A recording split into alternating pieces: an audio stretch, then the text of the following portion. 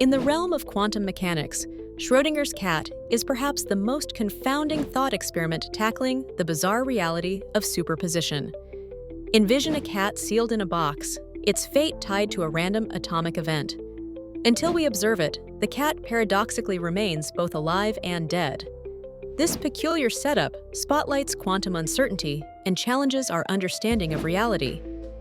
Schrödinger's intent was to critique quantum theory's ambiguity, yet this thought experiment opens a gateway to explore the strange duality of the quantum world. Ultimately, it forces us to question, how does observation define reality?